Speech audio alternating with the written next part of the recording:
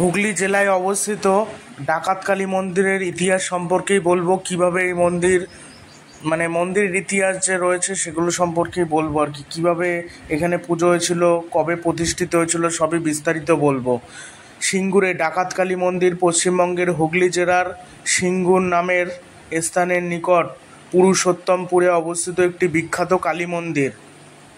সিঙ্গুরে ডাকাতকালী মন্দিরের প্রতিষ্ঠাকাল সম্বন্ধে কিছুই জানা যায় না। এই মন্দির ডাকাত সনাতন বাগদি, না গগন সর্দার, না রঘু ডাকাত নির্মাণ করেছিলেন তা নিয়ে বিতর্ক রয়েছে। আটচালা মন্দিরের দেওয়ালে বিভিন্ন দেবদেবীর মূর্তি, বিষ্ণুর দশাবতারের মূর্তি ও পোড়ামাটির লতাপাতা খোদিত রয়েছে। মন্দিরের গর্ভগৃহে প্রায় 9 ফুট উঁচু বিগ্রহ অবস্থিত। এই মন্দিরে কালী সিদ্ধেশ্বরী নামে বিখ্যাত এই মন্দির। আর প্রাচীন কালী মন্দির প্রতিষ্ঠা নিয়ে বহু গল্প রয়েছে। রঘু অথবা গগন ডাকাত ঘট স্থাপন করে পুজো শুরু করে, তখন ঘট পুজোই হতো, মন্দির ছিল না। অতীতে এখানে গভীর জঙ্গল ছিল। অসুস্থ রামকৃষ্ণ পরমহংসদেবকে দেখতে যাওয়ার পথে সারদা দেবীকে এই স্থানে 2 ডাকাত আটক করলে স্বয়ং কালী দেখা দেন ও 2 ডাকাতকে নিবারণ করেন। এই অলৌকিক ঘটনায় ভীত হয়ে রঘু ও গগন ডাকাত এই স্থানে কালী মন্দির প্রতিষ্ঠা করেন।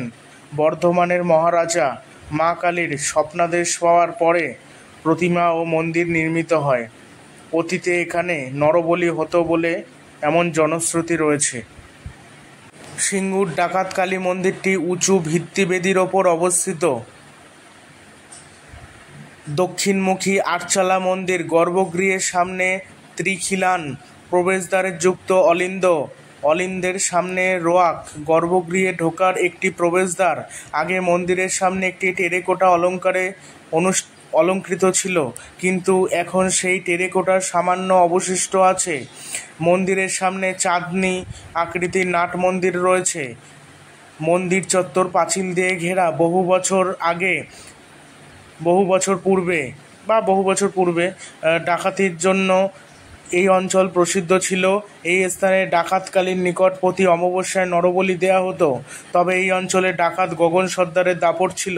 কথিত আছে মা সারদা একবার অসুস্থ রামকৃষ্ণদেবকে দেখতে এসে কামারপুকুর থেকে দক্ষিণেশ্বর যাচ্ছিলেন। পথে ডাকাতরা তার পথ আটকায়। পরে মায়ের মুখে কালীর প্রতিচ্ছবি দেখতে পেয়ে ডাকাতরা ক্ষমা চায়। রাত্রি হয়ে যাওয়ায় মা সারদা ডাকাতদের ডেরায় থাকতে বাধ্য হন। রাতে মা সারদাকে খেতে দেয়া হলো চাল ও কড়াই ভাজা। তাই কালী পুজোর সময় ভোগে অন্যান্য উপকরণের সঙ্গে চাল ও কড়াই ভাজা দেওয়া হয়। সেই প্রথা এখনও চলে আসছে। গর্ভগৃহে ভীষণ মূর্তি মাতা প্রতিষ্ঠিত, নিত্য পূজিত। ডাকাতরাই এই মূর্তি পুজো করে। পরে স্বপ্নাদিষ্ট হয়ে সিঙ্গুর থানার চাল কেভাটির মোড়লরা এই মন্দির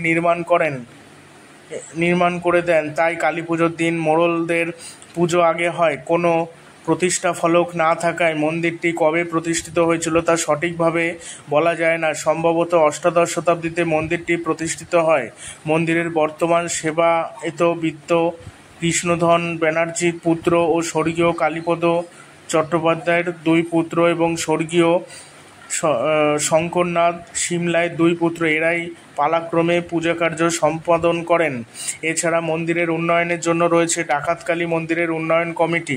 ডাকাতকালী মন্দিরের রাস্তার বিপরীত দিকে একটি শিব মন্দিরও রয়েছে। শিব মন্দিরটি কালী মন্দিরের পরে প্রতিষ্ঠিত হয়েছিল। ভিডিওটি ভালো লাগলে চ্যানেলটি সাবস্ক্রাইব করে দেবেন এবং ভিডিওটি শেয়ার